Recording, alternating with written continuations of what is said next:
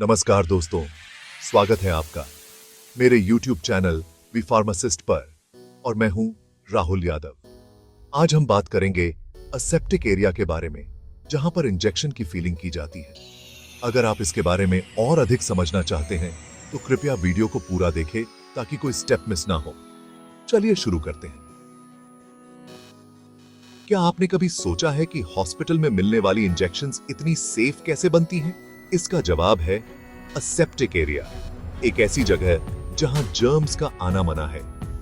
यहां हर रूल और प्रोसेस दवाइयों को प्योर और सेफ रखने के लिए बनाए जाते हैं। एसेप्टिक एरिया एक कंट्रोल्ड एनवायरनमेंट है जहां स्टेराइल मेडिसिन्स बनाई जाती हैं। मेन गोल है कोई कंटैमिनेशन न हो। यहीं पर मेडिसिन्स बिना माइक्रोब्स के वायल्स में भरी जाती हैं। सोचो आप किचन में खाना बना रहे हो जहां डस्ट या गंदगी न जा सके। बस एसेप्टिक एरिया भी ऐसा ही है, लेकिन और भी स्ट्रिक्ट। यहां एयर, टेम्परेचर और ह्यूमिडिटी सब कंट्रोल में रहती है। एसेप्टिक एरिया अलग अलग जोन्स में डिवाइडेड रहता है। सबसे अंदर ग्रेड ए जोन होता है। यहीं पर असली इंजेक्शन फिलिंग होती है। शॉर्ट में एसेप्टिक एरिया इंजेक्शंस को इनविजिबल दुश्मनों से बचाने की शील्ड है। अगर कभी कोई जर्म या डस्ट पार्टिकल इंजेक्शन में चला जाए तो क्या होगा? इसका रिजल्ट बहुत सीरियस हो सकता है। कंटैमिनेशन से इन्फेक्शन, फीवर या फिर सेप्सिस जैसी जानलेवा कंडीशन भी हो सकती है। पेशेंट्स के लिए, स्पेशली जो पहले से बीमार हैं, ये रिस्क बिल्कुल भी एक्सेप्टेबल नहीं है। इंजेक्शन सीधा बॉडी में जाता है, अक्सर ब्लड में। यहाँ कोई फिल्टर नहीं है जैसे पेट में होता है जो जर्म्स रोक सके। इसलिए असेप्टिक एरिया में छोटी सी भी गलती डेंजरस हो सकती है। बात सिर्फ रूल्स फॉलो करने की नहीं है, ये एक्चुअली जान बचाने की बात है। कई बार कंटैमिनेशन दिखती भी नहीं है। वायल देखने में साफ लगे, लेकिन उसमें बैक्टीरिया हो सकते हैं। इसलिए हर स्टेप पर स्ट्रिक्ट कंट्रोल जरूरी है। रॉ मटेरियल से लेकर फाइनल प्रोडक्ट तक सब कुछ चेक और मॉनिटर किया जाता है। पेशेंट सेफ्टी सबसे ऊपर है। एसेप्टिक एरिया को ऐसे ही डिजाइन किया गया है ताकि हर रिस्क को मिनिमम किया जा सके। सिंपल बात है, हेल्थ में कोई कॉम्प्रोमाइज नहीं। एयर तो हर जगह है, अगर वही साफ नहीं होगी तो और कुछ भी क्लीन नहीं रह सकता। इसलिए एसेप्टिक एरिया में special air control systems use होते हैं।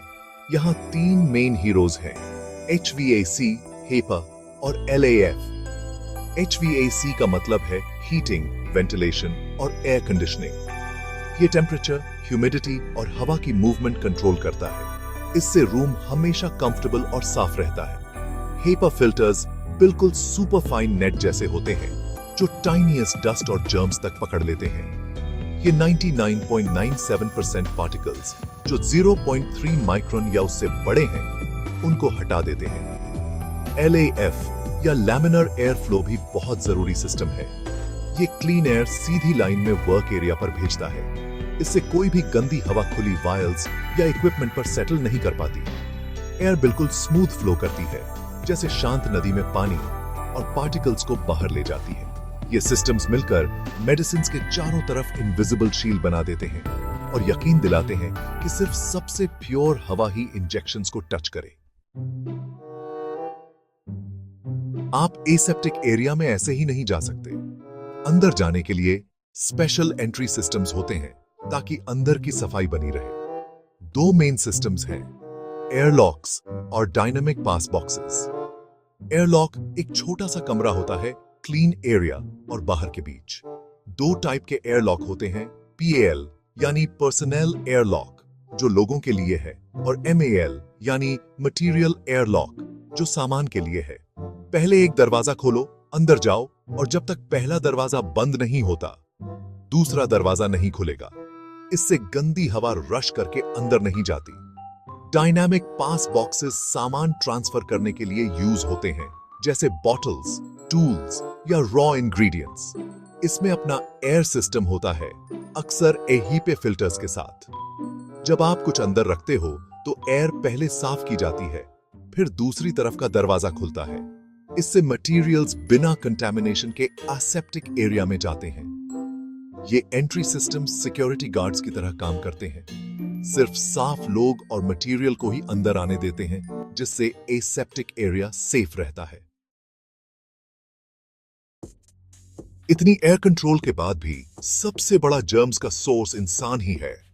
इसलिए यहां गाउनिंग और हाइजीन के बहुत स्ट्रिक्ट रूल्स होते हैं। अंदर जाने से पहले सबको स्पेशल सूट्स, मास्क, ग्लव्स और शू कवर्स पहनने पड़ते हैं। इसे गाउनिंग कहते हैं। इससे शरीर का कोई भी हिस्सा खुला नहीं रहता और न ही बाल या स्किन फ्लेक्स गिर सकते हैं। मटेरियल्स और इक्विपमेंट भी स्टेराइल होने चाहिए।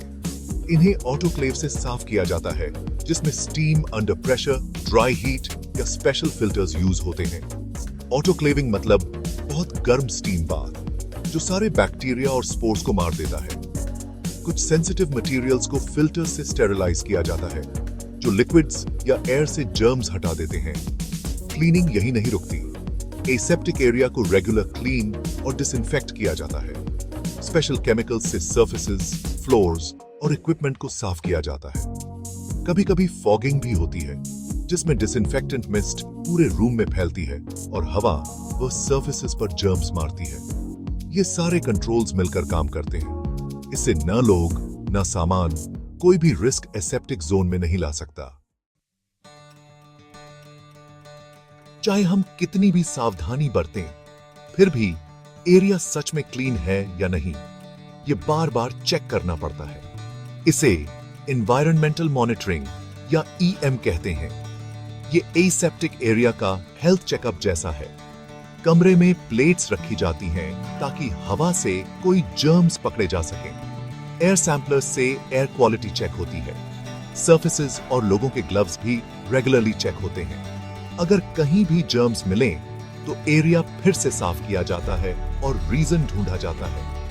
ये कांस्टेंट मॉनिटरिंग प्रॉब्लम्स को सीरियस होने से पहले ही पकड़ लेती है। एरिया सेफ रखने के लिए ये प्रोसेस कभी खत्म नहीं होती। एयर कंट्रोल, गाउनिंग, क्लीनिंग और मॉनिटरिंग, ये सब मिलकर एक बड़ा सिस्टम बनाते हैं। अगर इनमें से एक भी पार्ट फेल हो गया, तो पूरा सिस्टम खतरे में आ सकता है। सब मिलकर ही हम ये यकीन दिला सकते हैं कि हर इंजेक्शन सेफ और स्टेराइल है। तो आप क्या सोचते हो?